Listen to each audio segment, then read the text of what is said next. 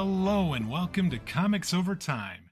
This season, which we're calling Murdock and Marvel, a history of Marvel Comics starring Daredevil, is our most ambitious project yet. Our plan is to look at the state of the comic book industry during a particular year, and then to examine in detail the major ways that Marvel Comics in particular evolved during that year.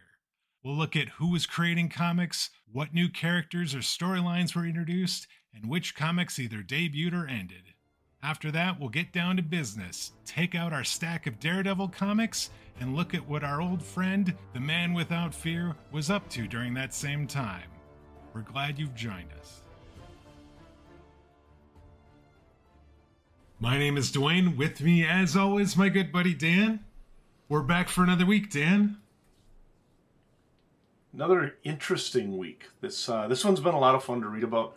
I actually had to go back and actually read through some of the comics of this year because there's a bunch of stuff that I just love from 1977. So I've spent more time than I probably should have just wandering through Marvel Unlimited, checking out some of these books that we're going to be talking about. But the year, of course, is 1977. And this week we're going to start by looking at the dawn of a number of very influential independent titles. We're also going to look at the fact that Marvel and DC continue to try to bash each other into the ground, essentially trying to take the rest of the comic book industry with it, with their overstocking of shelves. We see comics are gaining popularity on TV. There's now 3 superhero shows on the small screen we're going to talk about. And probably the most important development in podcast terms for a Comics Marvel podcast is that Marvel catches a tiger by the tail as it agrees to do a comic book adaptation of a 1977 movie. It's about to change everything for geek culture in America. Some of you might know that movie, but we're going to keep it secret for a couple minutes just to see. So I feel actually a little bit ashamed that it is not immediately coming to me what you're referring to here. So if you at home do not know what he's referring to as well, you have company, I guess is what I'm saying. So we'll find out together. Before we jump in and talk about the year in comics, though, I do have an announcement, and it's that Murdock and Marvel are actually going to need to take a break for the next 2 weeks.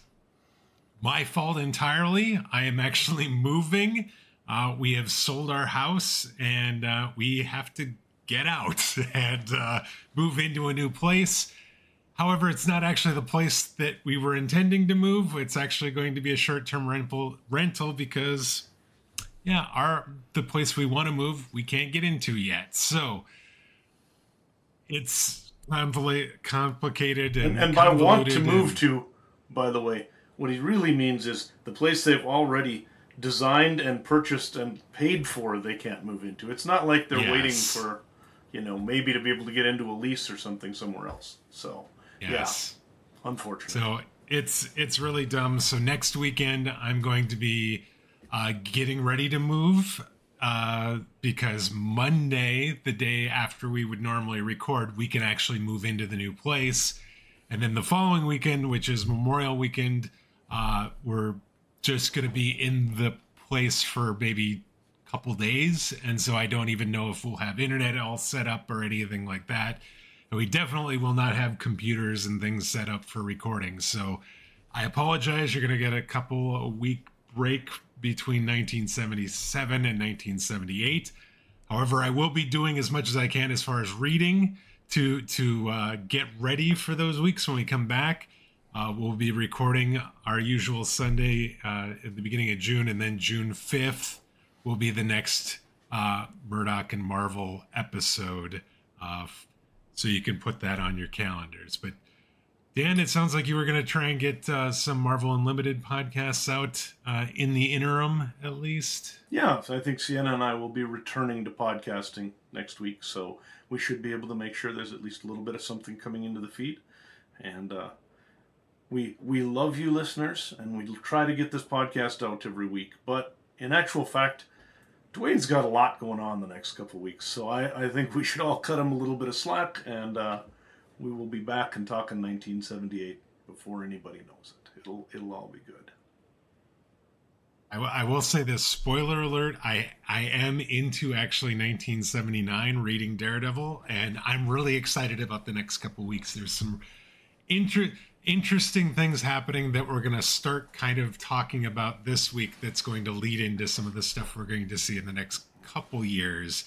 So you've got that to look forward to as well. But don't want to get ahead of myself. Why don't we jump in and talk about the year that we are currently working on, which is 1977. The year in comics. All right, Dan, the year in comics for 1977. We've got a bunch of things that you've touched on in the intro. I'm really interested in knowing what is noteworthy or what should we take notice of in 1977 when it comes to comics at its biggest picture. So I have tried to pare these down to a manageable number of bullet points because there's a lot of cool stuff starting to happen now.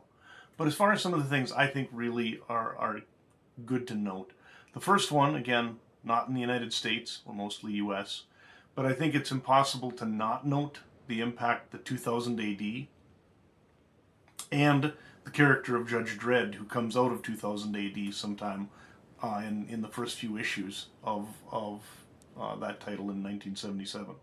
This is sort of where that British style that becomes very much a part of early to mid 1980s sort of comics. We have almost like a British invasion in comics coming over in the next decade, and a lot of it starts reading this stuff.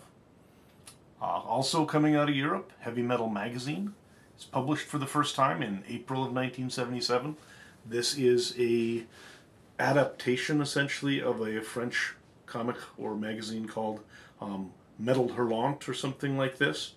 And essentially, some of the stories in Heavy Metal are reprints of European material. Others are stories that are commissioned from American comic artists and writers, many of whom are normally working for Marvel and DC, and then they'll do stuff with Heavy Metal as well.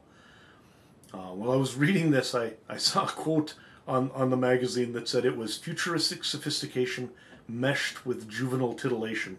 And I don't know you can actually find a better description of Heavy Metal Magazine than that.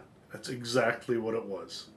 So I remember, like, when I was like, I wasn't a comic book reader, okay, when I was young, but I do remember seeing covers of Heavy Metal Magazine from time to time, and they were always some of the most just jaw-dropping, like, craziness I think I'd ever seen when it came to it. It was just futuristic. It was like it was just unbelievable. It always grabbed my attention, not enough that I ended up like buying books and started trying to read it, but it was always like, whoa, what is that? It would always cause me to pause and look at it at the very least. Yeah, well, sexy, mostly naked robot girls and sexy, mostly naked, like, alien girls with wings and the like. We'll do that to a teenage boy. So yes, it's an interesting book. There was a lot of really great stuff in there, though, in terms of sort of cutting-edge sci-fi as well. So it's interesting because it sort of was something that seems very juvenile, but in actual fact, some of these books had some of the more high-concept and interesting stories going on in comics at this time. They just, sometimes went a little too far for normal American tastes. Sure. So, like, from what I recall of us talking over the last few weeks, it doesn't seem like sci-fi comics were necessarily something big that was going on at the time. So this was kind of against the grain and must have found an audience because it went on for quite a while from the little bit I know of it. Yeah, Warlord, the stuff like the Warlock stuff by Jim Starlin really is very similar. We had a number of other sci-fi titles that sort of got tried by Marvel and DC, but nothing really stuck the way that Heavy Metal did. There are a bunch of other magazines. In fact, another one that started this year called Gasm, which is another sort of sexy sci-fi type book. A number of these are going to come out in the next few years. And it does seem that the magazine stands have a better record of being able to find an audience for this sort of material, this slightly older skewing class of material. And in fact, we'll find that when Marvel decides to put out their own book like this in a few years, called Epic Illustrated, they're going to make that magazine sized and put it out in the same sort of space as Heavy Metal. But yeah. So we had a bunch of those, some cool stuff coming out in terms especially of sort of European influences coming over. We also had Rip-Off Comics published for the first time, so they founded Rip-Off this year. Matt Groening's Life in Hell actually debuted, so just as a note, there's a lot of comics fans who remember reading that back in the day. That was not a comic book, it was a sort of like a little comic strip, but that first came out. Matt Groening, of course, also went on to do something in animation. I can't remember what. It was a short-lived series of some sort. Years or something, yeah. Something about that. Simpsons definitely did leave more of a cultural mark, but Life in Hell is where he got started. So, and then we also had another long-running series, Cerebus #1 by Dave Sim, actually came out in December of the year from his new company, Aardvark Vonheim. He'd attempted to find other people to publish it, essentially as kind of a parody of Conan, and no one would do it. And eventually he self-published it, along with his then-girlfriend, eventual wife, later divorced. But they worked together on it. And at some point he declared he was going to go 300 issues with it, which was an insane statement for someone self-publishing a comic book at that time. But stay tuned, folks, because at some point we're going to be celebrating Cerebus's 300th issue. Dave Sim is by all accounts a very difficult, potentially in some ways a terrible person, but especially the first few years of Cerebus were really interesting. I got a lot of them in reprints. I've got some of the originals. It was a very intriguing, sort of semi-cerebral kind of comic. Not a lot happened a lot of times. A lot of times it was just this weird little aardvark hanging around talking to a priest for the better part of an issue or something. So it's a weird comic book. But Cerebus was fun.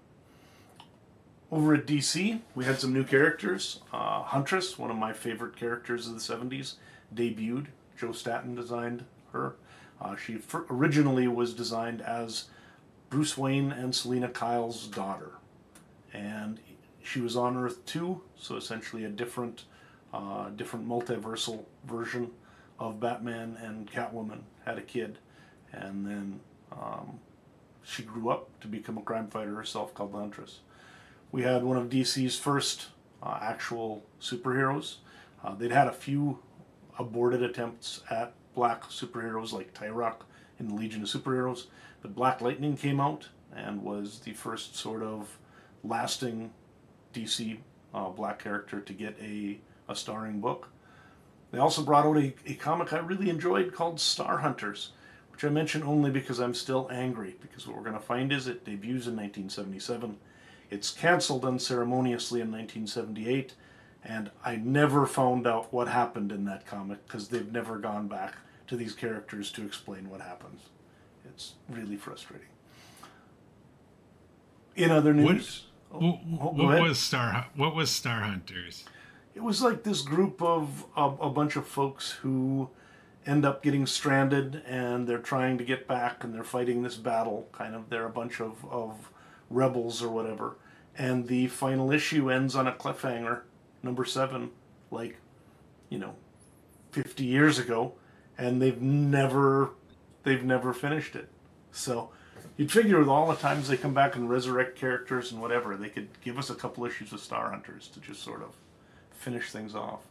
But and we'll talk more about that. There were a lot of books that had a very unceremonious end in 1978. So in 3 weeks here, bad things are going to be happening, just as a warning. Over at DC, Englehart and Rogers also took over Batman, and they also revived Mr. Miracle. The Englehart Rogers books of Batman are some of my favorite Batman stories of all time. So I went out and got some Marshall Rogers original art. It's not, unfortunately, from these, because those would be worth a mint. I've got some other pages he did. Love Rogers stuff. It's absolutely beautiful. I think that the Englehart Rogers run from the late 70s is probably to be put up in that rarefied air with the O'Neill Adams books, or some of the, Batman Year One type of stories. Some of the best stories in the history of Batman. So really, these were really, really good, really worth reading. We've got, like I talked about, those 3 TV shows. Wonder Woman was actually canceled, but then was brought back on another network and updated to be in present day. So instead of fighting Nazis, she is now in the present day fighting battles against, corporate criminals and whoever else.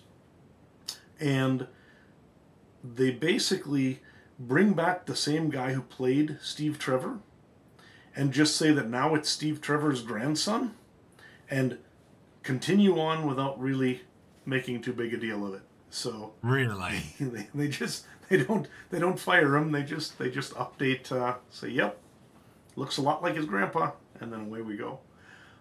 Incredible Hulk debuts, as well as the new Spider-Man live-action series. Spider-Man, you've got Nicholas Hammond playing Spider-Man in live action. It's the first official live-action adaptation of Spidey. It's pretty crazy. It's kind of bad, but it was fun.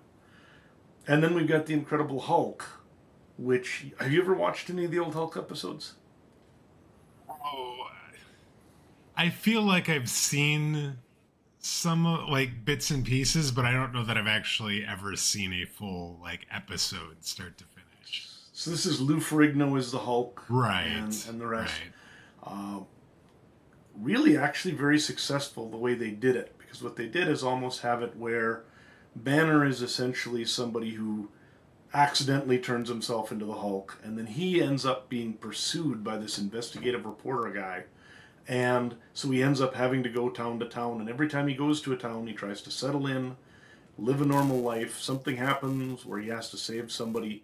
In doing so, he gets angry, turns into the Hulk, and then he has to grab his rucksack and walk out of town, sadly, at the end, leaving behind all his new friends, because he doesn't want to get caught by authorities and whoever. So It's actually a really interesting theory for a way to do a show, and it worked really well. One of the weird things about it is that they actually renamed the character. So instead of being Bruce Banner, which is what he's been all along in the comics, he was Dr. David Banner. And there's competing reasons for why this was. Stan Lee is on record saying that essentially Bruce Banner, or the name Bruce, was too gay for television, that there were a lot of characters who had weird associations named Bruce on TV, and so they renamed him. Other people have later said that it was just made because the alliterative Peter Parker or Bruce Banner was too comic booky and they wanted to change it. But I did include a YouTube link of Stan Lee actually giving his version of the whole it was too gay for television to call him Bruce Banner, that you can take a look at if you'd like in the show notes. So that is a dumb reason, but I'm sure things like dumb things like that happen all the time when it comes to TV and movie making. I would imagine, especially earlier in the 70s, 60s, 70s, even into the early 80s. Yeah, the executives had an idea, and that idea became law, and most of the time it was not a great idea. But, also keep in mind, I love Stan Lee, but everything that Stan Lee says, even if you get a direct quote from him, has to be taken a little bit with a grain of salt, because he is a storyteller, right? That's why we love him, is he's really good at telling stories. That's why we don't trust him entirely, is he's really good at telling stories. Right. So, outside of that, industry trends, national periodical publications had informally been known as DC Comics to its fans for ages. Jeanette Kahn, as new publisher, officially changed the name to DC Comics Incorporated. So now DC Comics is actually DC Comics. Previously, it was actually National Periodical, and then they branded themselves as DC. She also redid the bullet, the DC logo, to have the DC symbol with the circle around it and the stars. And that became a very, very long-lived logo. She paid somebody, a famous designer, a lot of money to make it, and people were really astonished that she invested that much in a logo when she's got an entire company of people who make logos for all of the comics and stuff. But it seems to have worked out because it was a very, very successful logo. Right. They then decided that now that they're DC Comics, they can charge more, so they went to 35 cents instead of 30 cents. And later in the year, Marvel follows suit. So again, another year, another price increase, right? Besides just going to 35 cents, DC also started its line of 100-page giants or 64-page giants called Dollar Comics. I have a bunch of these. I actually like them. But again, more and more money. One other thing, just as a note, DC Comics drives some people nuts when you say it. Because DC in DC Comics technically stands for Detective Comics. So DC Comics is Detective Comics comics. It's kind of like chai tea in the Spider-Verse, right? Right. It's best to just not think about it and not fight it, because it is just DC Comics. And if you just... I've had to just give up. And I'm like, I'm not going to... Because just calling it D Comics does not really work for anybody. So we're just going to go with it. Outside of the big guys, I did want to note that according to Jason Sachs of the Comic Book Chronicles, which is one of the books I referenced getting ready for this was actually that year I'd mentioned earlier when Harvey published 133 different Richie Rich issues.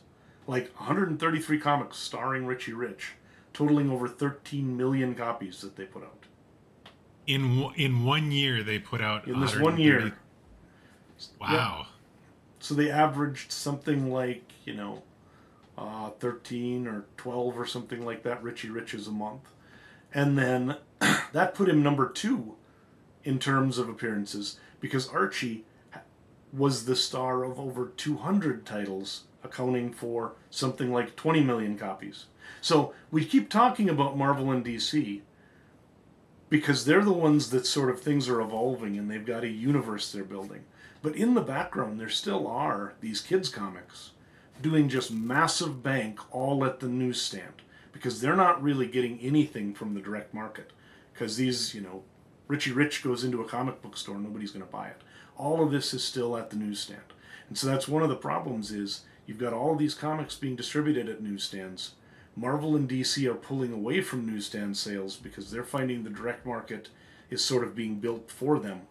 And now we're going to see Richie Rich and Archie and some of these others start to have trouble as that ecosystem just starts to collapse on them. But right now, they're doing big bank. Yeah, that seems like... I would not have guessed that in addition to, all the things that Marvel and DC are doing, that, you've got this wildly successful Richie Rich and Archie comics going on as well. And I guess it makes sense if you have these two big heavyweights and they're sort of moving into a different market and going for a little bit different audience, these mainstays that have been there all along, I could just see them, at least in the short term, just making bank as a result of that. Well, and because Dell is gone, and because Charlton's gone, and because of a lot of the other publishers moving out, the thing is that there are just fewer publishers really to take up the space. So if you don't want Marvel and DC, who up until this point have mostly been moving into the more for, early teens and late teens, there's a massive market, and Archie and Richie Rich are just flooding it right now. So you have here something called the Eagle Awards. What are those? Yeah, I'm seeing the Eagle Awards. They were started publishing just in this year or previous year. So we've got a little bit now. But for the most part, this gives you a pretty decent idea what people were liking this year. Steve Englehart was the favorite writer. Neil Adams got favorite artist. Terry Austin, favorite inker, which I think was a great call. Comic book, X-Men, Howard the Duck won. Favorite black and white magazine, Savage Sword of Conan. Favorite single story, and again, this is one I had to go and reread, is The Final Threat from Avengers Annual number 7. This is essentially the final death in 1977 of Warlock and Thanos.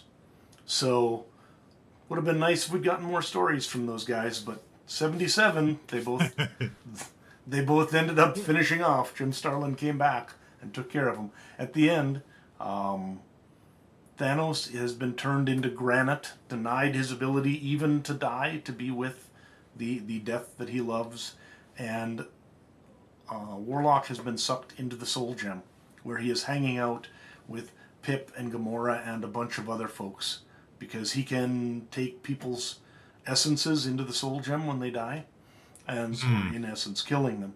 And he'd done that with both Pip and Gamora, so now he goes in there too, and they're all hanging out. So he's kind of in this idyllic sort of life. Neither of them stays there, obviously, but this was kind of Jim Starlin wrapping up some of his characters before he took off. Outside of that, you've got a lot of stuff that is either about Batman or is about sort of the Warlock Thanos sort of Starlin stories. That and of course Howard the Duck are kind of your big ones for the year. The year in Marvel. Excelsior! All right, Dan. We've looked at comics as a whole. What was going on in Marvel in 1977? Where do we begin with them? So for Marvel, this was a rough year in a lot of ways. Delays and problems are rampant through all sorts of their titles. I think we're going to probably talk about in the next segment that this is evidenced by our own friend Daredevil, who I don't think we've seen ever miss 12 issues in a year before. And this year he is down to just 9. So yeah, it was a little bit lighter reading this month as opposed to what's been asked. Basically, from like year 3 on, yep. he ramped up to 12 books like that third year and has had 12 books pretty much nonstop for the last decade plus. And this is not a thing year. This month. No. Yep. And that's not entirely unusual. There were a number of books that either, got canceled halfway through, or they had delays, or a number of them that they ended up going bi-monthly with, that maybe that wasn't the initial plan. There were some of them that did get out on their schedule the way they needed to, but there were also still an awful lot that didn't. So the main thing, though, is that this year was saved in many ways by the fact that Roy Thomas had a buddy who happened to know George Lucas, and that buddy got Roy Thomas and George Lucas together and worked out the idea that Marvel should do an adaptation of this crazy little movie called The Star Wars that Lucas was trying to get ready for summer of 1977, right? Thomas didn't know what this was, and at first he wasn't interested, because he's like, I'm not really into sort of the 2001 sci-fi stuff and a lot of the movies that have been coming out. But Lucas convinced him to come to California and see a rough cut to the movie. So evidently he went and was one of the first people in the world to see Star Wars, and saw it. Like, evidently there were a number of the scenes, like where they're doing some of the final special effects, where they're going through the tunnel at the Death Star and stuff, where literally they're unfinished. It's like there's cardboard cutouts or whatever where the ships are going to be and stuff. Okay. But Thomas came away from this going, okay, this isn't 2001. This is a space opera, like the stuff I used to love as a kid. I want to do this. And he's like, yeah, let's do it. Went back to Marvel and found out, as soon as he suggested that they should do it, that someone from the studio had already talked to Stan Lee and Lee had said no. So at that point, he now had to go and convince his boss to say yes to something he'd already said no to. Lee was not particularly excited about it, but he's like, whatever, kid, knock yourself out. So he gets Howard Chaykin. They do the first issue or two, and part of the agreement was that Star Wars would be on shelves before the movie came out. So, little known fact, I didn't even realize this till I was researching. The first time kids in America could see the story of Star Wars was in the Marvel comic books that came out the month or so before the movie did.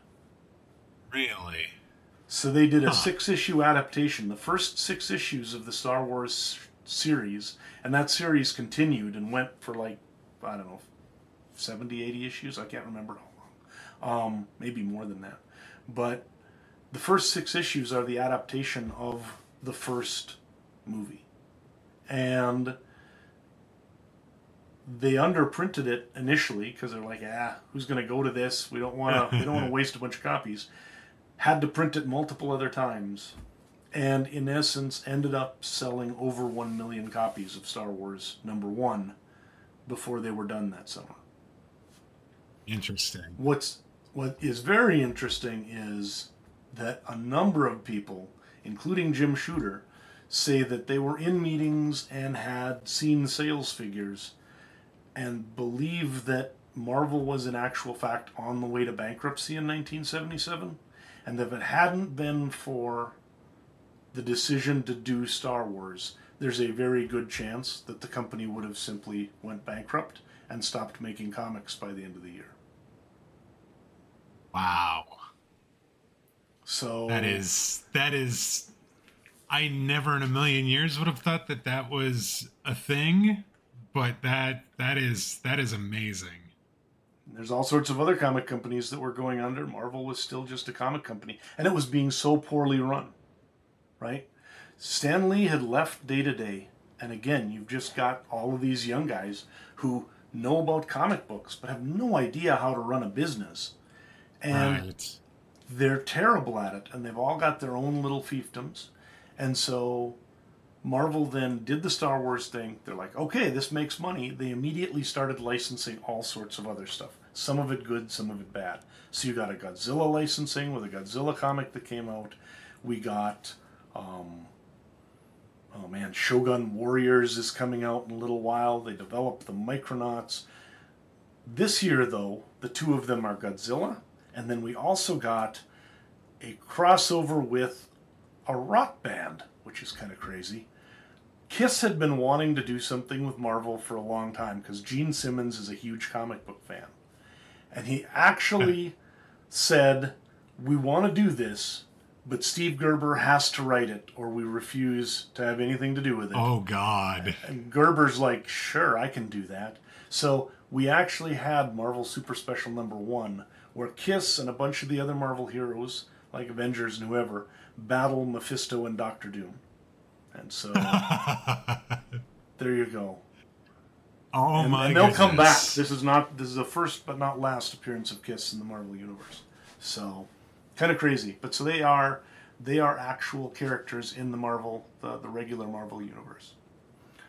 That is crazy. Yep. Some other things that were going on. Spider-Man newspaper strip by Stan Lee and John Romita debuted. That actually has been running, I believe, until at least last year, and maybe currently even. It's been running for like 50 years. I don't know who took over after Lee, but I think the strip continued even after he stopped doing it. And it has been running as an actual in newspapers daily sort of serial for decades. So started here. Infinity Stones were first seen. That was actually in Marvel Team Up 55 and then Avengers Annual #7.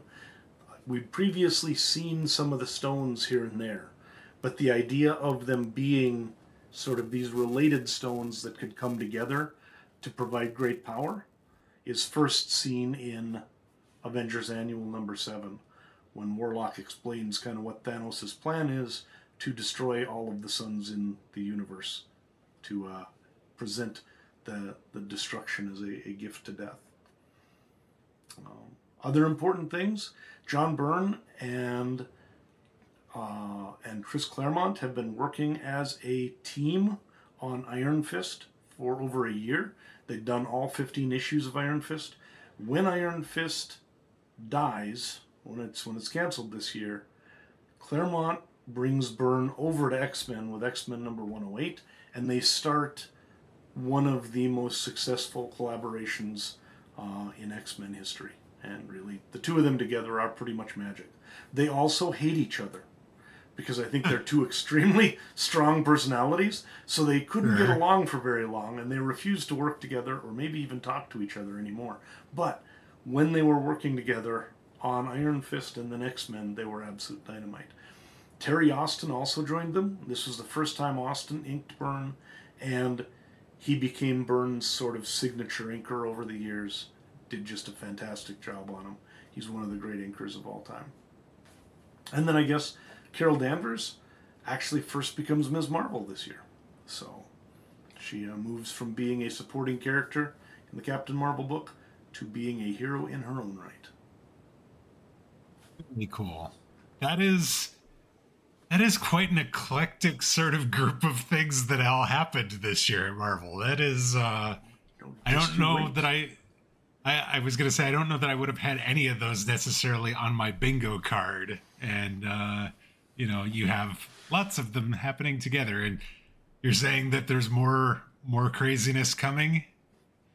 Well, so let's look at new series. Would you have expected Yogi Bear, Dynomutt, Flintstones, and Scooby-Doo to join the Marvel Universe this year? No, I would not have thought that was a thing. You probably wouldn't.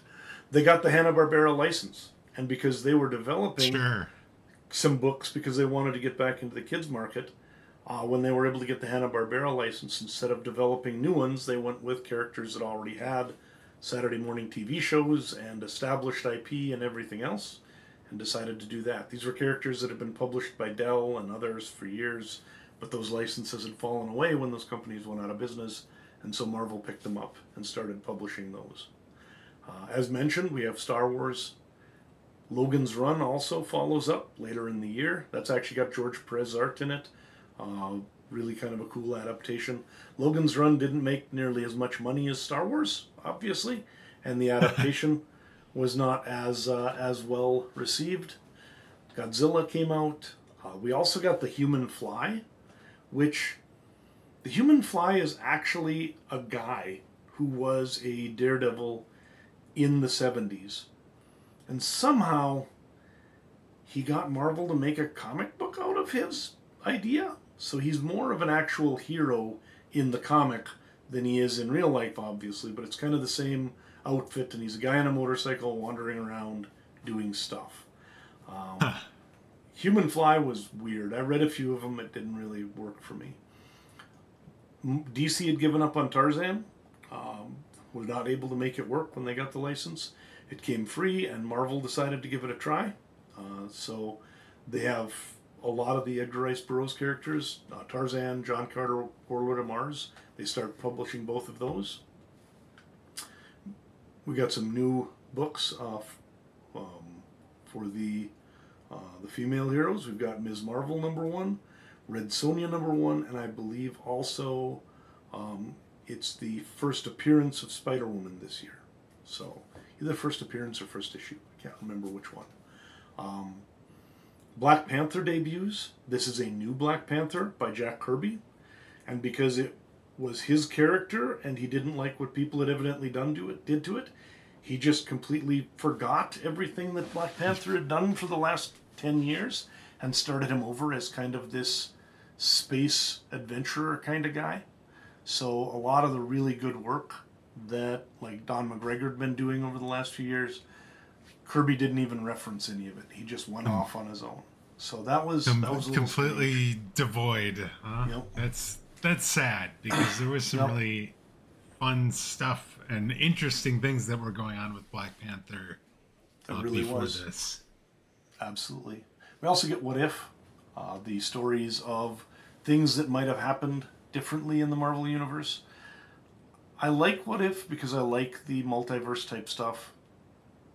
A lot of people initially had the same problem with What If that I do, though, and that is that very rarely does anything end better in a What If. Almost always, somebody's unhappy, somebody dies, something goes terribly wrong because something went different. And so, because of that, they can be a little bit of a downer. But they are interesting because they give you a different perspective on certain heroes and their choices. And then we had one new big magazine, the Rampaging Hulk. You and I read those because Rampaging Hulk is where Moon Knight, the first Sienkiewicz Moon Knight stories were when we were starting to do the Phases podcast. So those will be coming here pretty soon. There also are a number of series that ended. I'm just going to list them.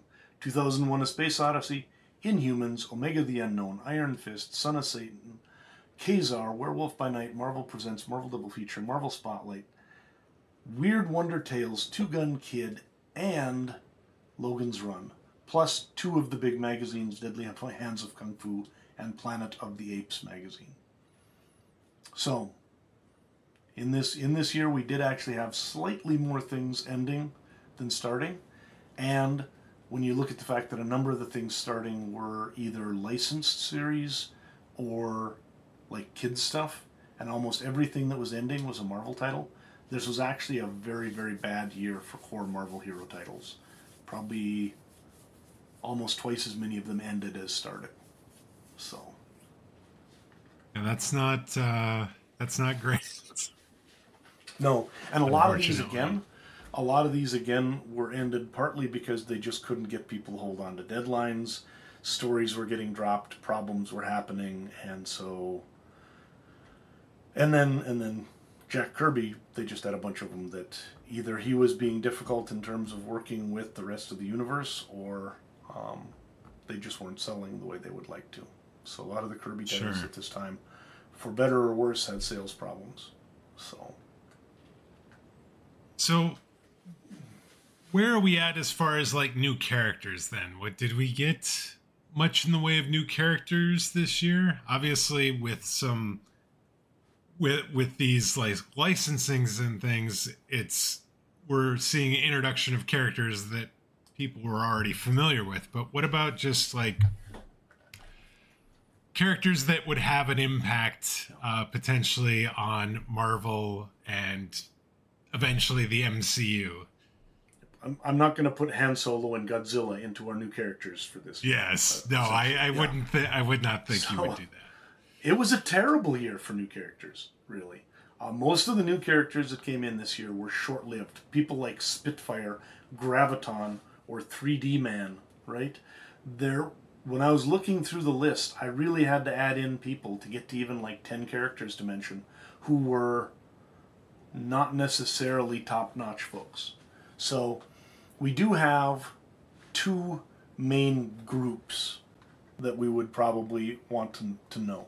One is that because Jack Kirby's imagination never ends or even slows down, the Eternals book, the second half of it before it was canceled was this year, he introduced like 20 new Eternals and 20 new Celestials. So there's a bunch of new characters in the Eternals universe. The X-Men got the Imperial Guard, who's kind of like in fact, Dave Cockrum admits it's essentially his version of the Legion of Superheroes in the Marvel Universe. So it's a bunch of superpowered characters with different powers who protect Lilandra and the Shi'ar Empire. We also got Starjammers, who eventually we're going to find out that the leader of the Starjammers is actually Scott Summers' dad. But we're a ways away from knowing all of that right now. Right now, they're just sort of like these cool space pirates, right? But those two, the Imperial Guard and the Starjammers, become very important to the X-Men. As far as actual characters, I think probably the biggest character for this year, and this is partly because probably more and more creators are starting to realize that if they've got a really good character, they're better off going to one of the like independent publishers and publishing that character as a graphic novel, or saving the idea for themselves rather than giving that character to Marvel. So we're really going to see new character creation dry up, because if someone has a really great idea for a character, they're going to go off and publish it themselves. They're not going to just dump it into the Marvel hopper and give that equity to Marvel, right? But so The biggest character this year probably came out of Iron Fist, and that's Sabretooth, who was introduced as an Iron Fist villain. He's going to become a very important villain and sort of cast member of the Wolverine universe over the next few decades. Sure. Machine Man, one of my favorites. He was actually another Jack Kirby guy. It's basically just kind of like this humanoid computer type of thing, super intelligence. Machine Man's a lot of fun. I really enjoy it. There's a couple of series later, like a Barry Windsor Smith series, that really just knocks it out of the park. But I can't say that he's an A-list character. He's at best a C-list character. Spider-Woman, the Jessica Drew version, is a character that's gotten a little bit more exposure in recent years. She's been in some of the movies and the like. But even so, was basically introduced along with She-Hulk simply because Stan Lee didn't want somebody else doing a female Spider-Man and calling them Spider-Woman. So he's like, to maintain the trademark, we're just going to publish a Spider-Woman. And then, oddly, people liked it enough that they're like, well, that's okay, let's do a comic from it. But really it was done as a copyright protection. That's why you get She-Hulk and Spider-Woman, is to prevent there from being a, essentially somebody easily doing a ripoff on those. We got Jocasta in Avengers number 162. Jocasta is sort of like she's basically a heavy metal sexy robot girl, only she's pretty much a female Ultron. Okay. And luckily she goes to the side of the Angels and becomes a friend of the Avengers and eventually an Avenger. But kind of comes out of that same adamantium robot type of thing. Again, not somebody who's a massive character, but has had a good history in the MCU. We get Bushmaster, we get Constrictor, we get Dread Knight, Killer Shrike, Arnim Zola actually has some legs. Deathbird premieres in Ms. Marvel. She's going to go on again to be a big character in X-Men. And then, probably, finest of all of the criminals of 1977 is Howard the Duck's arch-enemy, Dr. Bong, who is, in actual fact, a guy who runs around with a big bell on his head. So, there you go. Because it's not kind of Bong, obviously. Yeah, obviously. What were you thinking? Not. Steve Gerber wouldn't do that. So is. Yeah, that's Dr. not Bong. exactly the key new characters that we've seen over the previous few years. It really was not. They were throwing stuff out, recycling stuff, and it was not a great year in terms of that. Now, again, some tremendous comics. Those Iron Fist comics were amazing. The Howard the Ducks are hilarious from this year. A lot of the stuff that Starlin does kind of in this final year when he's doing stuff at Marvel is really good. But there's also a lot of bad stuff and not a lot of real innovation going on.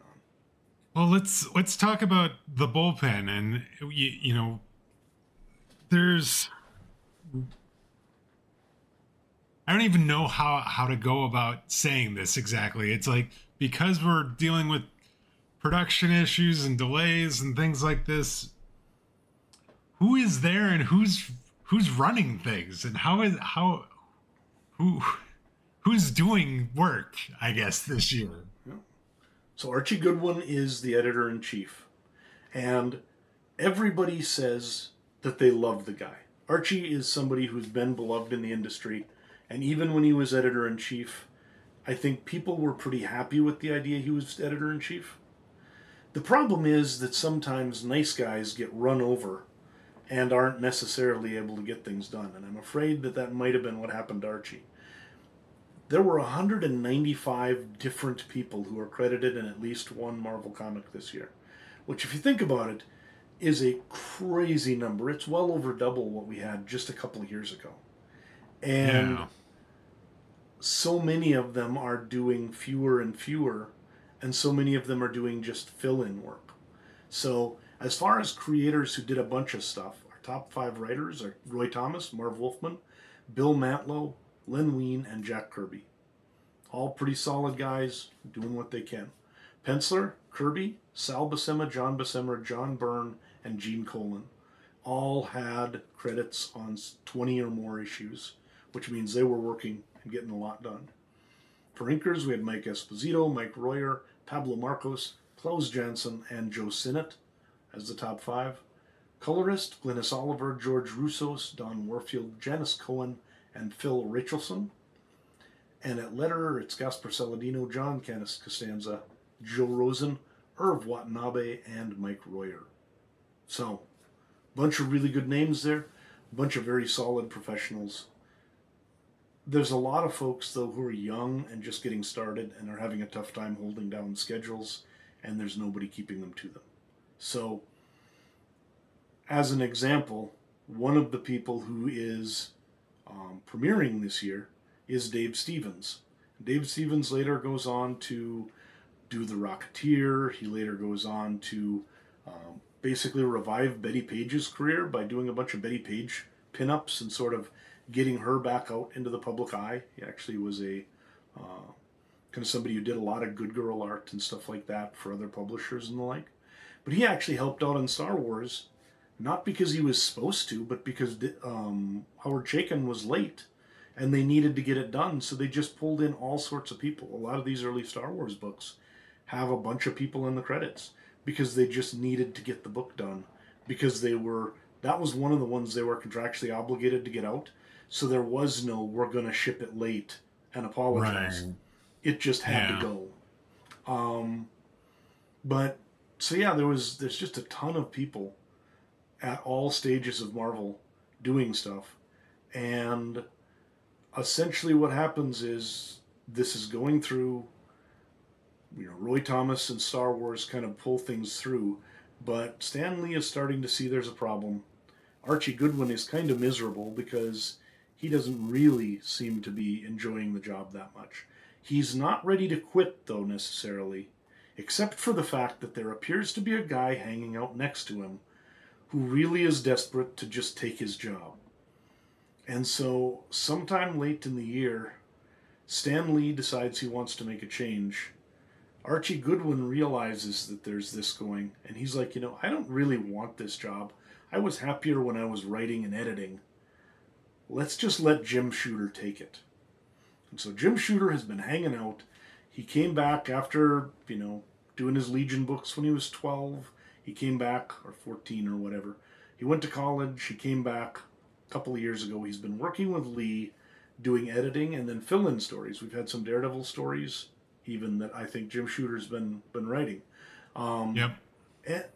And then near the end of the year, actually at the Christmas party at the end of 1977, Stan Lee announced to what evidently was deafening silence that Jim Shooter was being promoted to editor-in-chief and Goodwin was stepping down. And nobody wanted this. Partly because Jim Shooter then changes everything. So we're going to see 1978 start this change. Shooter's a very different person than Archie Goodwin. But so this year is all under Goodwin. We got a ton of people. We got a ton of late books. We've got all sorts of problems. Comics are increasing in price. They're decreasing in the number that are actually being printed. And all sorts of things are happening. All right. So you talked about Dave Stevens as a newcomer. Who are some of the other Rookie of the Year candidates for 1977, and who takes home the prize this year? So just to name 6 people, we've got Dave Stevens, who'd done that Rocketeer stuff and the like. He died a few years ago. Really, really a great artist. I love. And of course, Rocketeer turned into a movie I really enjoy.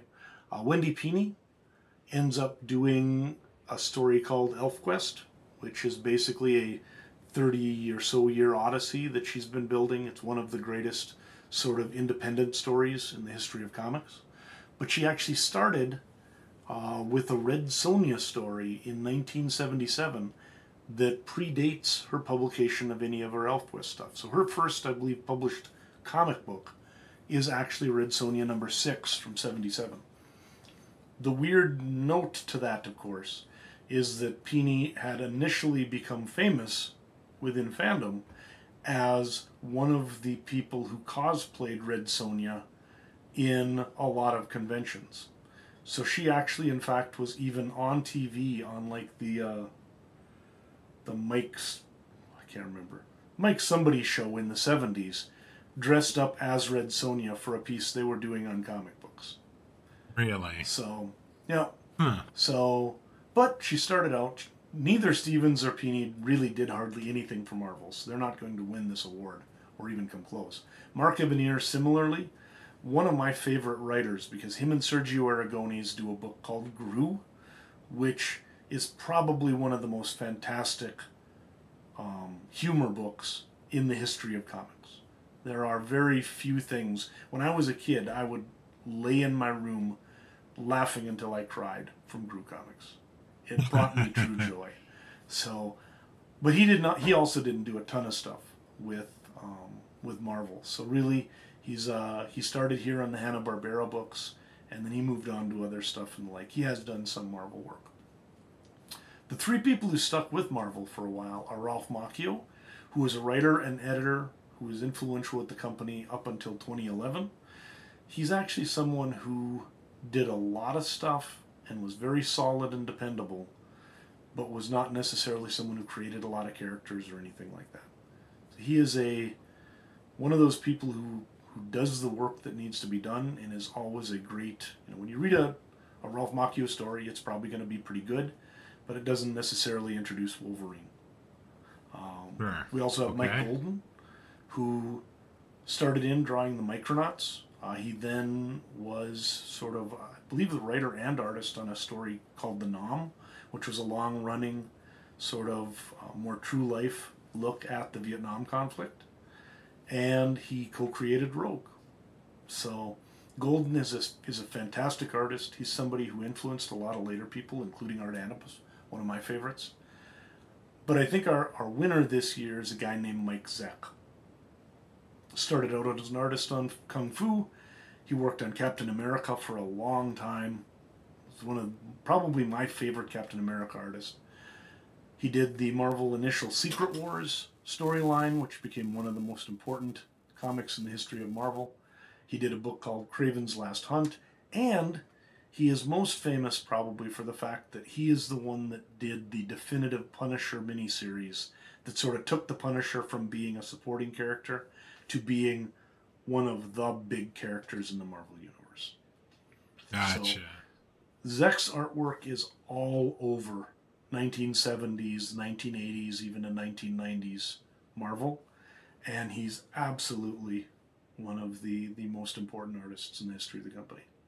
So I think he's a clear choice for our Rookie of the Year. Very cool. And so congrats to Mike Zeck on getting the Rookie of the Year for 1977. The Year in Daredevil. All right, Duane. So we have talked comics, we've talked Marvel. Now it's time to talk about our man Daredevil, and what sounds like is a truncated set of appearances in the 1977 time frame. Yes, slightly truncated. There's not as many books.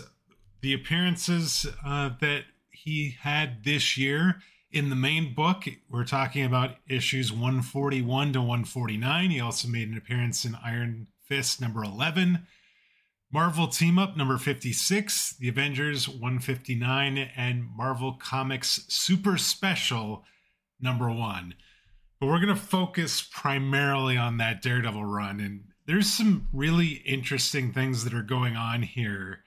And we're going to start off by talking about the writer and the artist, because Marv Wolfman starts the year as the writer, but actually does not last that long, and Jim Shooter ends up coming in and taking over with issue 144. So just a couple issues in, we've got a new writer. We also had Bob Brown, who has done quite a few, has quite a few credits as an artist for Daredevil. He starts the year along with Wolfman, but ends up leaving after issue 143. In total, he has 30 artist credits in the Daredevil series. I did get a note, or did see a note, that later in 1977, Bob Brown would lose his battle with leukemia. So that's probably why he ended up leaving the series when he did. Once he left, the artist credits kind of go all over the place. We have Lee Elias, George Tuska, Gil Kane, and Klaus Janson all had writing credits. Each one a different one to get them through the rest of 1977. And I will say this: Klaus Janson is somebody that we've seen do coloring a lot for Bob Brown specifically, but he's colored some Gene Colan as well over the last few years. He was the artist on issue 149, and I have to tell you, 149, I really liked the art in that book. It starts off with Daredevil flying around using the Billy Club to grapple around the city in the rain, no less. And there is something about the way the action just sort of the movement of the character through these panels that just really grabbed my attention. And it's like, this looks different than anything I've seen before with Daredevil, but yet it looks really cool. I don't know if anything jumped out at you about the art this year, Dan, but that is definitely something that jumped out to me. No, I agree. I think that the changes in artists, because there were so many of them, make you sort of take note of the art more. And it really is sad, like with Bob Brown. The weird thing is, I don't know if he didn't know what was going on somehow, wasn't diagnosed properly or whatever, but it's strange that, he had actually just signed on to be a regular artist on something, I think they said Wonder Woman, right up about the time that he died. And in fact, his last issue came out after he died. So he was working basically right up until his death. And so, with something like leukemia, it's just hard to believe a person can even do that. But somehow or another, that's where he was at. So I was actually going to try and look. I believe this is one of the problems with Marvel Unlimited, is that in all the August issues of Marvel Comics, there is actually a retrospective for Bob Brown. I didn't see that. Did you see that? I don't believe that they didn't put that in there. No. So I have to go and actually find the actual comic books to get some of those things. This is one of the things that bothers me about Marvel Unlimited, is that you don't get a lot of this interesting other content that, when at the very least, Marvel fans would have eventually gotten some idea why Bob Brown just stopped working. Right. Whereas if you're just reading Marvel Unlimited, you don't get any idea what's going on, why he's no longer there. So, kind of unfortunate. To your point, I noticed like early on we would see like some of the letters columns would appear in the Marvel Unlimited books, but now it's like you never see those anymore. You really don't. And I don't exactly know why, but it's kind of frustrating to me. I would really like it if they still put those in, because they just don't. Well, and actually, the other interesting thing is it's August dated books, and Marvel missed August this year, because 147 is July and 148 is September. So we might even just have to go and look to see if it's in on some of them on other comics. But in any case, as far as the story goes for Daredevil, the year starts with Daredevil taking down Maxwell Glenn's assistant Stone, which is weird because I thought his name was Slate last year when we were talking about this, but I digress. After he takes a shot at Foggy Nelson, so he actually tries to off Foggy Nelson. It's really interesting. And if that wasn't enough, Bullseye is back in town, captures Daredevil with the cunning use of a paper airplane. Yes, I said a paper airplane. quoting, "In my hands, anything is a deadly weapon," and ties him to a giant crossbow arrow and fires him towards New Jersey. That is literally, there is literally a cover with Daredevil tied to a giant, like, crossbow arrow being shot towards New Jersey.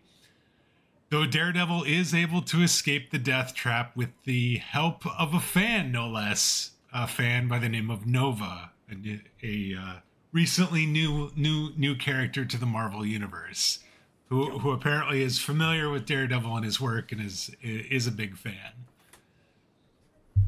So next we have Daredevil must take on Cobra and Hyde, who are again working together and trying to steal a new serum recipe from a couple who have a rooftop jungle and a pet lion in the middle of New York City.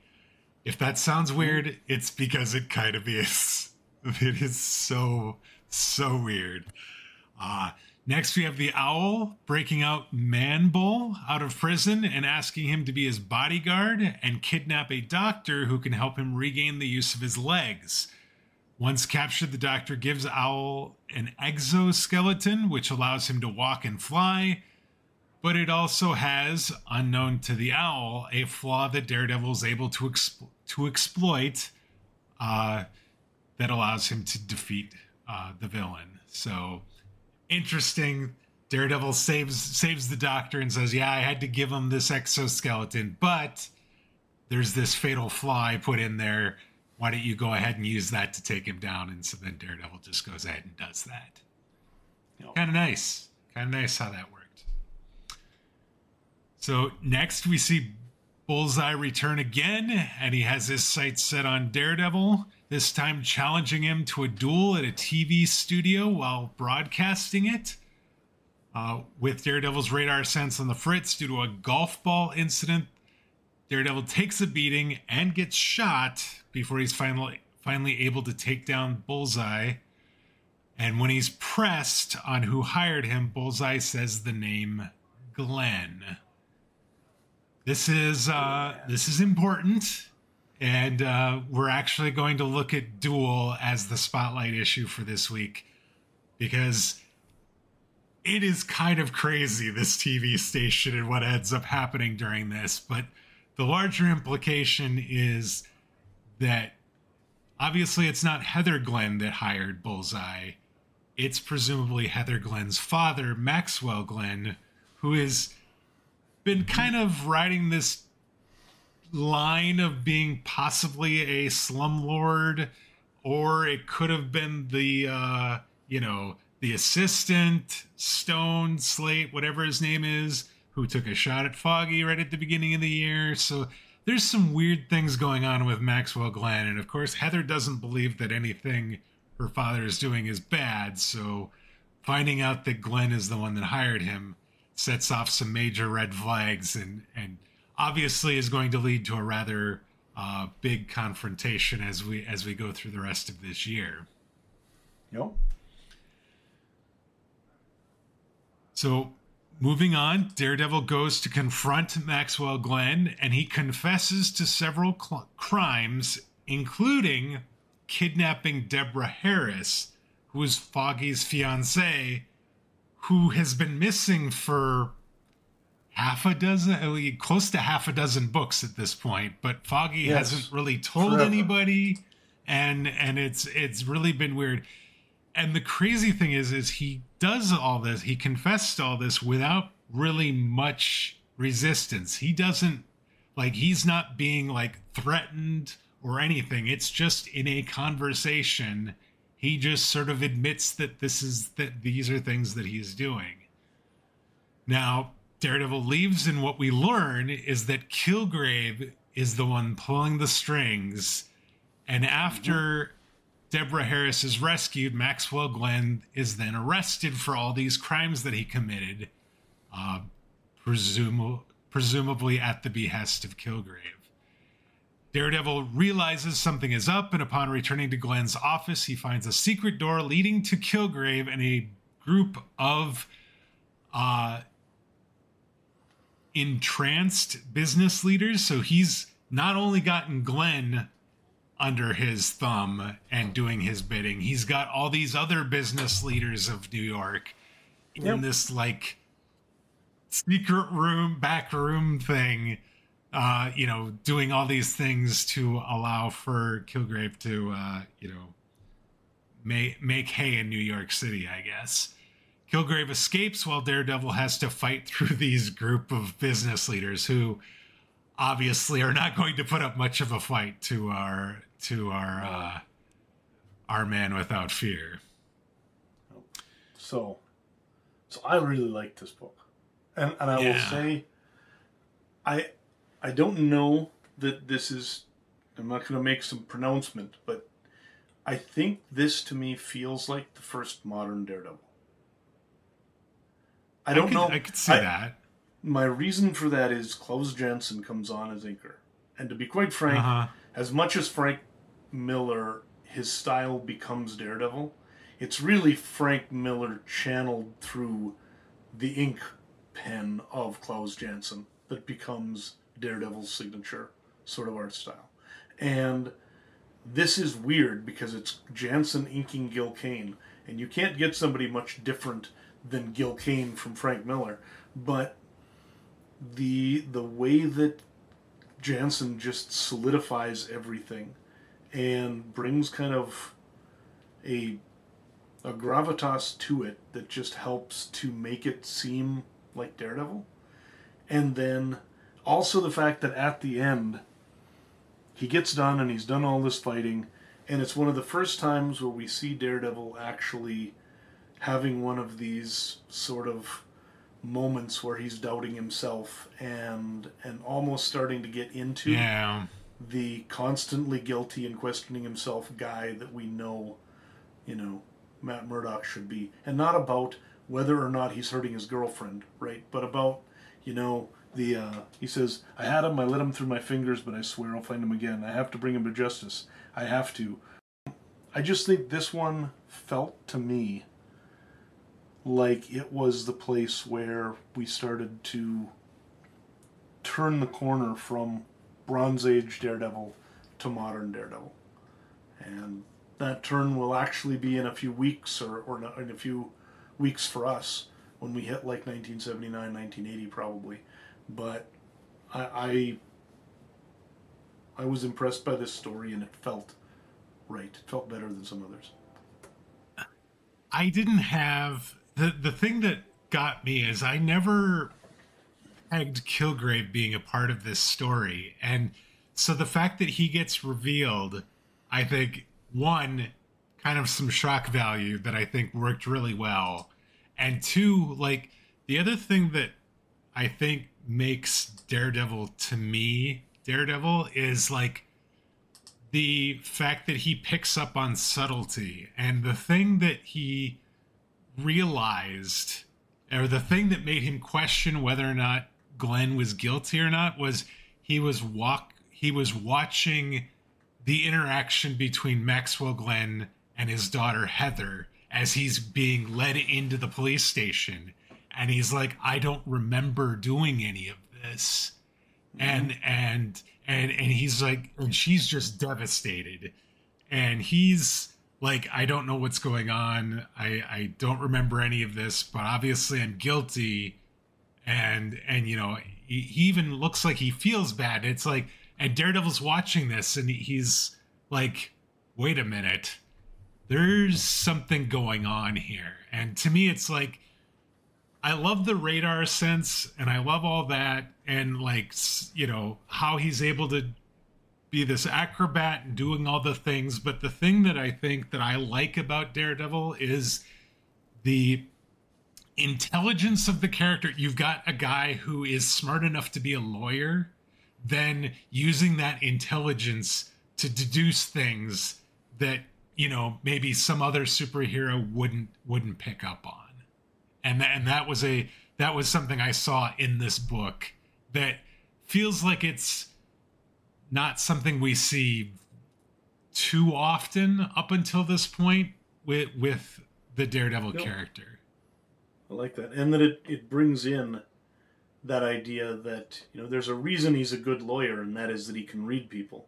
and that this is sort of that, Batman's a detective and stuff also, and Daredevil does some of that, but really a lot of his is being able to read people. That whole, he can tell if someone's lying from their heartbeat, but also he gets that ability to just know when something's wrong when he's listening to somebody tell their story. And so, right. Yeah, that may have been part of it too, but this just felt to me like they're starting to write Matt Murdock as the character I am used to, and Klaus Janson inking it means he looks like the character I'm used to. Yeah. So, definitely agree there. As we move on, the search is on for Kilgrave and a way to clear Maxwell Glenn's name. Daredevil runs into the Deathstalker instead, which didn't have him coming up either, but there we go. Deathstalker creates a new Smasher. So Smasher is, I guess, a villain that Iron Man went up against, and he killed him. And Deathstalker made a new version in an attempt to take down his foe. The two fight each other on a rooftop, and then a final battle in an alley where Daredevil causes Smasher to drop a garbage bin on himself. So not exactly the most triumphant of victories necessarily. He basically picks up this giant trash bin and is about to smash Daredevil with it. Daredevil kicks him in the face and he drops it on himself. And that ends the issue. Yes, he does. Yeah. So all that, and then as the year ends, Heather Glenn decides to leave Matt Murdock because he wasn't there for her during the whole ordeal with her father, and Deborah Harris will not see or talk to Foggy as she's still in shock over her kidnapping. And so we've got some troubled relationships as we end the year. And the interesting thing about issue 149 is there is a preview at the end of issue 149 with a message that says, next, Daredevil's landmark 150th issue, introducing the power of Paladin and possibly the most shattering shock ending ever. And the reason I bring that up is we talked a couple weeks ago about issue 100 and how it felt rather anticlimactic, or didn't feel like as big a deal as I expected it to be a big deal. Yep. But obviously they got the message, and I'm expecting big things for issue 150, which we don't get in 1977 because of those delays and things. Issue 150 doesn't come out until January 1978. Mm-hmm. And I'll have to check, but I believe something happens, or at least is mentioned in 150, that I don't think has ever been talked about in a Marvel comic book before. So we'll see. Maybe it has. But anyways, we'll leave you with that for now. It's interesting. So what'd you think of the year?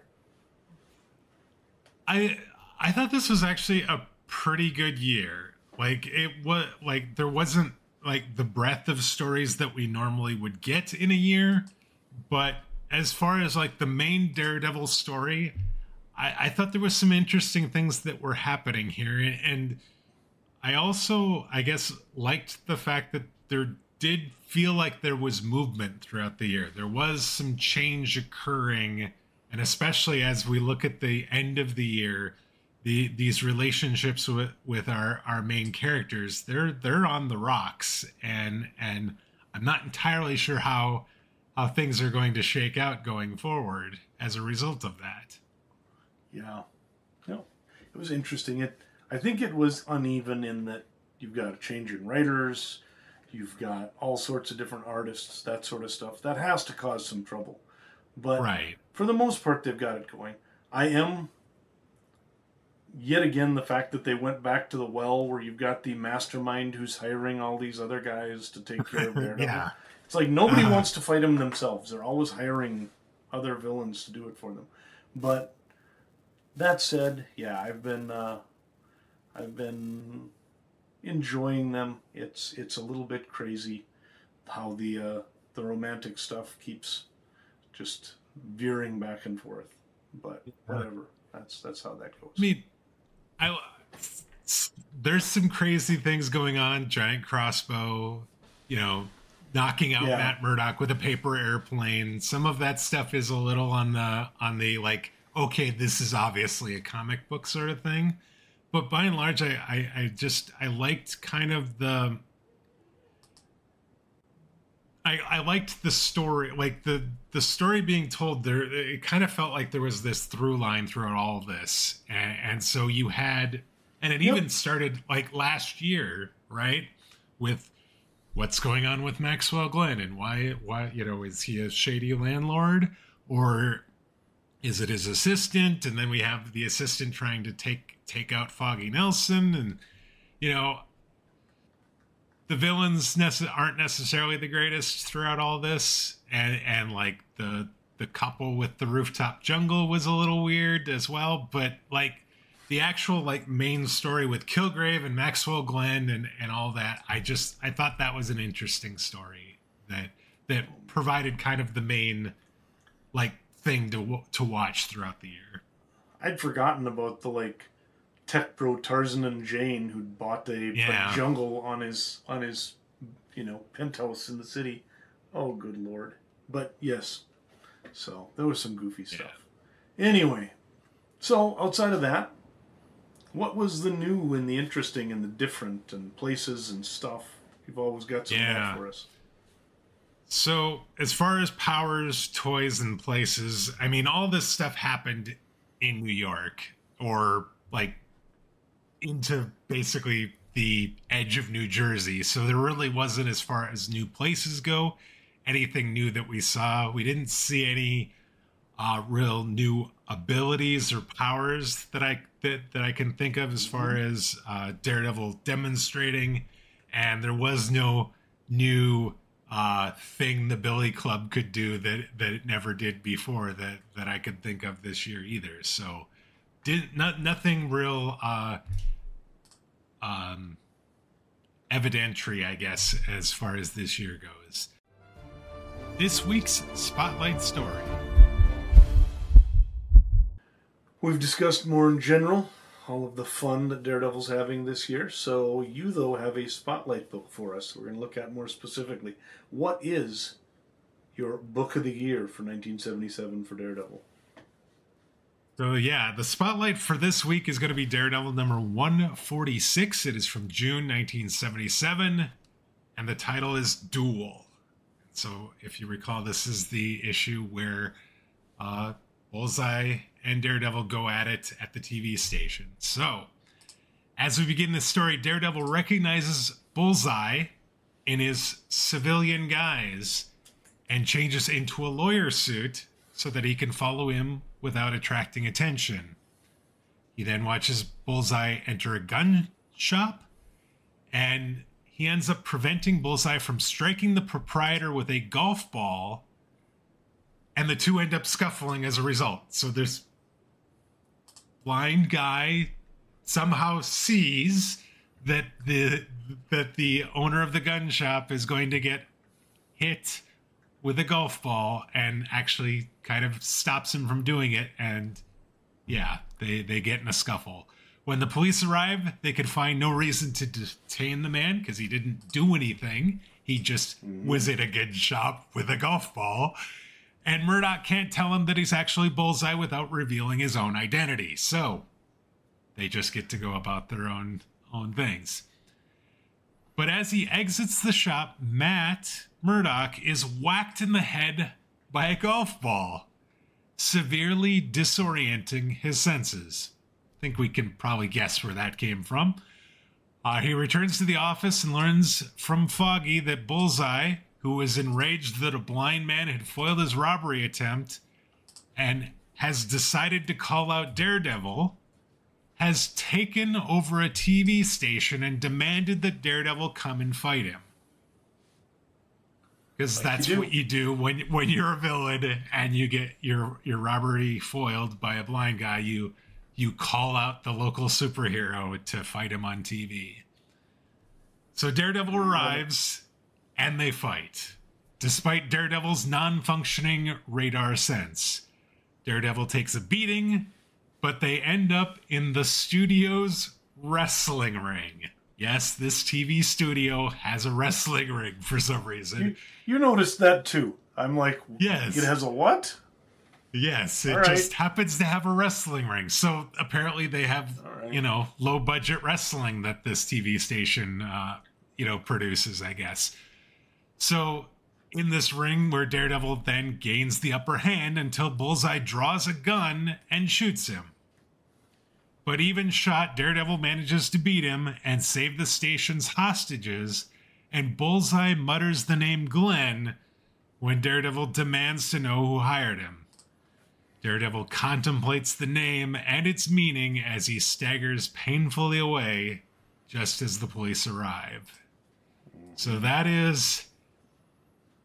It's a crazy book. If you think about comic books, like if you have no connotation of what kind of craziness could happen in a comic book, this is the type of craziness that I think of when I think of craziness in a comic book. Superheroes, villains fighting each other, crazy things happening, hostages, something unexpected, a wrestling ring, guns, golf balls, all sorts of things. There is just it's just funny to me, but also there's serious stakes here because you have hostages and the fact that you then had the progression of the story, and we know that this then leads into what's going to happen with Maxwell Glenn as the year progresses. I didn't know who Bullseye was going to say that hired him, but I was oh no, when he says the name Glenn. I'm like, oh great. Here's the guy that, is going to ruin his life, because there's no way that, your girlfriend's dad being a bad guy is not going to end up causing you problems at the end. So it was, it was an interesting story. It was a fun story. It was actually a really quick story to read. I feel like there wasn't a ton of text throughout this, and I got through it really quick. The art was great and looked good, and so I liked this as kind of a microcosm of the year. When you look at at Daredevil stories for the year, this kind of, to me, kind of exemplified what we saw this year with Daredevil. Yeah, and it was ridiculous, but it was also fun and had a lot of the sort of key themes that we're going through. I can see where you would say this is kind of and it also, in a weird way, kind of is that connecting tissue from the first part of the story, which is the owl, into the Purple Man. So it kind of is a bridge between, what has been going on and then what we're heading into for next year, dealing with all of this sort of stuff. So yeah, very interesting stuff. But I have not. I've been amazed by how different a lot of these books are, one to another, and yet they do. The more you mention it, there's a theme and a consistency through them that does really sort of work. Because I'd been before listening to kind of some of this, I was thinking there was more inconsistency, but now I'm like, Duane's right. They have maintained. It's not perfect, but what I will say is, I see where they were trying to go. And I feel like for the most part, despite the fact that we had, different writers, we had different artists, all this sort of thing, I could see where we started and where we ended. I could see how we got there. And it for the most part makes sense. No, they held it together. Cool. Very cool. All right. I think we've talked enough Daredevil. I think it's time to get through and look at the big thing we need to take away for the year. This week's takeaway. All right, Dan. 1977. If we're going to think about this year, what should be the takeaway that we get from this year as we move forward? I think the takeaway is that if you just look at a few titles, if you just look at the fact that, Richie Rich is doing a bunch of stuff and Marvel is printing 1 million copies of Star Wars and whatever, it can look okay. But when you start looking at the comic industry under the hood, and Marvel under the hood, and DC under the hood, remember last year Carmen Infantino got fired because this company lost $1 million, and he said Marvel lost more. Well, Marvel's having the same problems this year, and they just raised prices again, which they're not raising prices because everything's going well. They're raising prices because they're losing money and trying to find a way to make the books balance, right? So yeah. I think that my takeaway specifically is that Marvel's in a lot of trouble. There are a number of series delays that we've been seeing, including here on Daredevil. And it's possible that Bob Brown's illness somehow impacted this one. But considering he'd signed on to go and do Wonder Woman, I think he'd actually just moved to DC, when it was focusing there. And for the most part, this was just a matter of internal problems with Marvel. We've got rumors of bankruptcy swirling around the company. We've already heard about the fact there's a lot of comic artists who are preparing for life after comics, doing screenwriting or something else. There are people at DC asking questions like, can't we just stop publishing comics and use the licensing because that's where we make the money anyways? A lot of the artists and writers who Marvel has depended on, like Steranko and Starlin, are leaving because they're unsatisfied with the working conditions within sort of the corporate mainstream comic world. And they can make more money doing design elsewhere and things like this. Maybe worst of all, especially for Marvel, superhero books are losing steam. And we're seeing that Marvel is desperately trying to find new territory, be it doing these licensed books with Star Wars, moving back into kids' books and trying to recapture some of that territory using the Hanna-Barbera license, trying to get into other things like getting the Tarzan license or Edgar Rice Burroughs and being able to get into some books that are maybe also out there. Marvel has now helped to run almost everybody else off the newsstand to where they and DC and a couple of surviving companies are setting the tone. But the problem is that they are so fundamentally messed up, especially at Marvel, that they've become a house of cards that is threatening to take everybody down. And so we come to the brink here at the end of 1977. DC is going to collapse next year. I will give you a 3-week head start, DC fans. Next year sucks for you. For Marvel, it's not much better, right? We actually have something called the DC implosion next year, just to give you an idea. It went so bad that there's a specific name for how badly DC blew up in 1978, right? Wow. So that's got in the future. And Marvel's not going to be far behind. So everything I looked at this year, there's good stuff, there's interesting stuff, but even with Starlin, he does one of the best series of the year on his way out the door while he's finishing things up, killing off his characters and leaving to go do stuff at independent studios, right? Marvel right now, I mean, even one of the guys like Lee Elias, who did a nice job on one of the books here, he's a guy who's in his 50s and started working in the 1940s with Jack Kirby back in the early Atlas books, right? The Atlas Timely. So they've got older guys coming back to try and help make deadlines. They're doing whatever they can, but there's a lot of problems right here. And don't take the fact we got a couple of TV shows on as an indication everything's going to be all right, because that's not a panacea either. So, yeah. And you talked about the leadership change that is happening right here at the end of the year as well. You've got Archie Goodwin out, Jim Shooter in as the new editor-in-chief. Yep, and Jim Shooter coming in may have been the right decision.